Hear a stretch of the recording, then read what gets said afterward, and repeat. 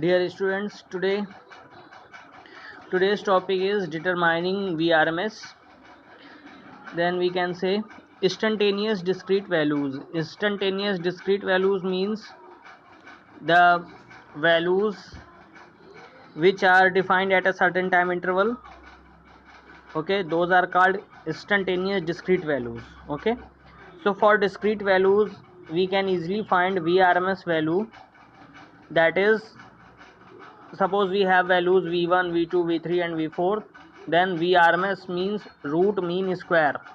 So at first you will square all the values, then take a mean of that, ultimately take root. Okay, so we will do v1 square plus v2 square plus v3 square up to vn square divided by n, then we will get mean of these values, then taking root, so ultimately we will get VRMS value. Okay, and for instantaneous continuous values means just like a sine curve. Okay, this is the continuous value. Suppose this is a t, omega t, so at every instant there is one specific value. Okay, it is not defined in any time interval, you can take any value at any instant of time, so it is termed as V instantaneous continuous values, and in discrete values it is defined as certain time interval. Okay, suppose t is equal to 1 second, t is equal to 2 second, t is equal to 3 second. So VRMS is equal to, इसके लिए जब हमें instantaneous continuous values के लिए जब हमें VRMS find करना होगा, मतलब जब कोई साइन फंक्शन या ऐसा कुछ होगा, तो उसके लिए जब हमें RMS वैल्यू फाइंड करनी होगी तो हम उसके लिए क्या करेंगे, देखो इंटीग्रेशन आपको करना है, मीन्स वही वी स्क्वायर पहले आप करोगे, ठीक है, और टोटल उसका सम निकालोगे, सम निकालने के लिए इंटीग्रेट करोगे, तो 0 to t v square into d t, फिर क्या करोगे, फिर इसका 1/t कर दोगे, ठीक है, और डिवाइडेड बाय फिर इसका अंडर रूट ले लोगे, ठीक है, तो VRMS क्या हो गया, under root 1/t basically average के लिए करते हैं, तो 1/t integral 0 to t v square d T, ठीक है। अब वी स्क्वायर की जो वैल्यू है वो Vm sin ओमेगा टी है, तो यहाँ से हम क्या करेंगे, under root 1/t 0 to t Vm square sine square omega t. अब Vm स्क्वायर तो कांस्टेंट है, तो Vm स्क्वायर अपॉन टी बाहर आ जाएगा, बाहर मतलब यहीं रूट के अंदर ही रहेगा, लेकिन ये इंटीग्रल से बाहर आ जाएगा, तो under root Vm square upon T integral 0 to t sine square omega T.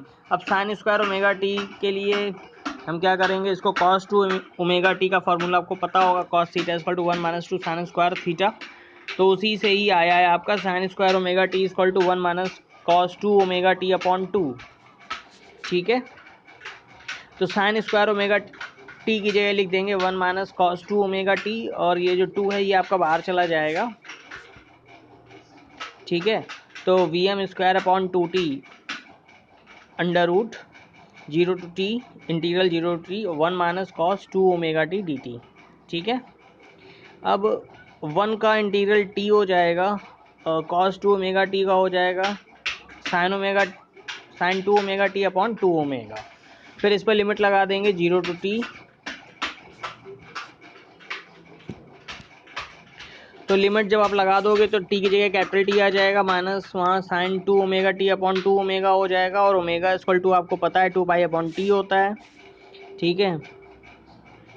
Omega is equal to 2 pi upon T, तो put the value here, then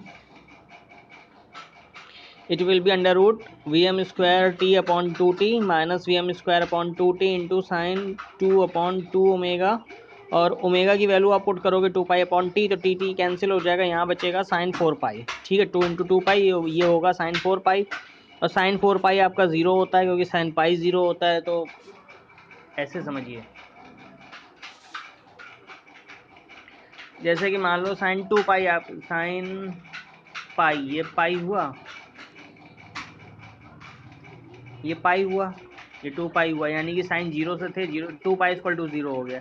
तो 4 पाई का मतलब 2 इंटू 2 पाई, एक चक्कर और काट दिया। ठीक है, तो ये आपका 4 पाई हो गया। मतलब एक पाई टाइम्स जो है पाई को आपको 4 टाइम्स करना है। ठीक है, बस समझ में आ गई। साइन 180 भी आपका 0 ही होता है, तो साइन 4 पाई भी 0 ही होगा। तो ये आपका 0 हो गया। तो यहाँ से और यहाँ से आपकी ये टी और ये टी कैंसिल हो गए, तो वी एम स्क्वायर अपॉन 2 बचा। ये वाला आपका टर्म 0 हो गया, तो यहाँ बचेगा वी एम अपॉन रूट 2। तो V R M S equal to हो गया V M upon root 2। V M क्या है? Peak value of voltage. ठीक है, अब introducing R M S current. अब आर एम एस करंट क्या है? R M S current means वही रूट मीन स्क्वायर्ड करंट। इसी करंट को इफेक्टिव करंट भी बोलते हैं। अगर आपको क्वेश्चन में इफेक्टिव करंट दिया है, इट मीन्स ही question is talking about RMS current. Square root of the mean of the squared function of instantaneous values. वही चीज़ लिखी है जो मैं आपको पहले बता चुका हूँ। पहले आपको क्या करना है? स्क्वायर करना है, फिर आपको उसका मीन लेना है, फिर आपको उसका स्क्वायर रूट लेना है। ठीक है, जो इसका नाम है रूट मीन स्क्वायर, तो रूट मीन स्क्वायर अगर आप करोगे तो आपका गलत हो जाएगा कि पहले अंडर रूट फिर मीन फिर स्क्वायर। अगर आपने ये किया तो आप गलत। आपको उल्टा करना है, पहले स्क्वायर करना है, फिर मीन लेना है, फिर रूट लेना है। ठीक है, जो भी है उसका रिवर्स प्रोसेस चलाना है। आरएमएस अगर इसको हिंदी में इसको जैसे वर्ग माध्य मूल कहते हैं, तो हिंदी में सही बोलते हैं वर्ग, पहले वर्ग करेंगे फिर माध्य लेंगे फिर मूल लेंगे। लेकिन इसमें इंग्लिश में जब बोलते हैं तो उसको आरएमएस बोलते हैं। तो आरएमएस में ये टोटली रॉन्ग है। पहले स्क्वायर होगा, फिर मीन होगा, फिर रूट होगा। ठीक है, तो it supplies the same power to the load as an equivalent DC circuit. ठीक है, तो डीसी सर्किट में जो पावर सप्लाई हो रही है और आरएमएस जो पावर सप्लाई कर रहा है वो सेम पावर सप्लाई करता है। बात समझ में आ गई? तो I R M S equal to under root I one square plus I two square plus I three square up to I N square upon N. I equal to हो गया I M sine omega T, और I R M S equal to I M upon root 2, ये हम लोग अभी find कर चुके हैं। तो जो आपका आई होता है, ये I equal to I M sine omega T लिखा हुआ, तो जो आई है वो आपका इंस्टेंटेनियस वैल्यू को रिप्रेजेंट कर रहा है, या बोलेंगे इसको instantaneous current. Instantaneous current mean particular किसी स्टैंड पे क्या करंट है, और आई एम क्या? आई एम पीक वैल्यू है। तो I R M S equal to I M upon root 2। आप देखोगे तो आई एम आपका ऊपर है, क्योंकि आई एम क्या है? आई मैक्स या पीक वैल्यू ऑफ करंट है। आई आर एम एस क्या है? उससे थोड़ा सा बिलो होगा। क्यों बिलो होगा? क्योंकि ये आई एम पे ही आप जब रूट 2 से डिवाइड कर रहे हो तब आपका आई आर एम एस आ रहा है। ठीक है,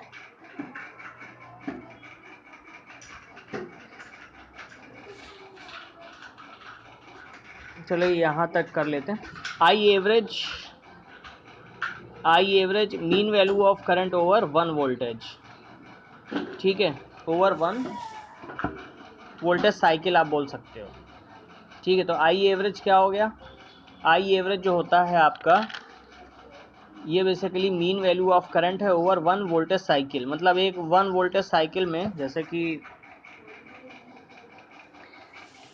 ये 1 वोल्टेज साइकिल है ये, तो इस पूरी साइकिल में इसकी एवरेज वैल्यू क्या है? मतलब इधर भी जा रहा है, देखो इधर भी जा रहा है, इधर भी जा रहा है, इधर भी आ रहा है, इधर भी आ रहा है, तो इसकी ओवरऑल एवरेज वैल्यू क्या है? तो वही आपकी आई एवरेज है। बात समझ में आ गई? तो I average equal to 0 for 1 complete cycle. अब देखो आई एवरेज 0 क्यों है? क्योंकि इधर की तरफ ये प्लस है, इधर ये माइनस है, दोनों को अगर आप ऐड कर दोगे तो ये 0 ही हो जाएगा। बस समझ में आ गई? जितना इधर प्लस है उतना ही इधर माइनस है, तो अगर आप इन दोनों को ऐड करोगे तो अल्टीमेटली यू विल गेट 0। और आई एवरेज का फार्मूला क्या होता है? आई एवरेज का फार्मूला होता है वही integral 0 to T I D T और 1 अपॉन टी। मतलब पूरा सबका सम कर दिया, फिर उसमें टी से ओवरऑल टी से डिवाइड कर दिया। ठीक है, तो सम कैसे करेंगे? सम का मतलब इंटीग्रेशन करेंगे। तो सारे आई एलिमेंट को ऐड किया, तो आई एलिमेंट को ऐड करने का मतलब integral 0 to T I D T, ये हो गया। फिर उसके बाद उसका एवरेज लेना है, तो 1 अपॉन टी से डिवाइड कर दिया, तो 1 upon T 0 to T I D T. ठीक है, तो ये हो गया 1 upon T integral 0 to T I equal to I M sine omega T D T. ठीक, अब आई एम तो बाहर आ जाएगा, आई एम कॉन्स्टेंट है, तो आई M upon T sign omega t का हो गया cos minus cos omega t upon omega, ठीक है। इसमें लिमिट लगा दोगे 0 to t, ओमेगा फिर बाहर आ जाएगा तो आई एम अपॉन टी ओमेगा, और ये हो जाएगा माइनस को अगर आप बाहर ले लो तो ये हो जाएगा cos omega capital T minus cos 0, इसको माइनस को फिर अंदर लाओगे तो minus cos omega T plus cos 0 हो जाएगा। और टी इक्वल टू होता है 2 पाई बाई ओमेगा, तो यहाँ पे 2 पाई बाई ओमेगा लिख देंगे तो ओमेगा ओमेगा आपके कैंसिल हो जाएंगे, बचेगा कॉस 2 पाई। कॉस 2 पाई की वैल्यू क्या होती है 1, ठीक है, लेकिन यहाँ माइनस का साइन लगा तो -1 हो जाएगी। कॉस 2 पाई 0, कॉस 2 पाई मतलब क्या था कॉस 2 पाई -0 यानी कॉस 0 1, तो ये हो जाएगा माइनस का साइन लगा हुआ तो -1 प्लस 1 यानी कि 0, यानी कि आई एवरेज क्या आ गया 0, यानी कि ओवरऑल फुल कंप्लीट साइकिल के लिए आई एवरेज की वैल्यू क्या हो गई 0। Okay, thank you.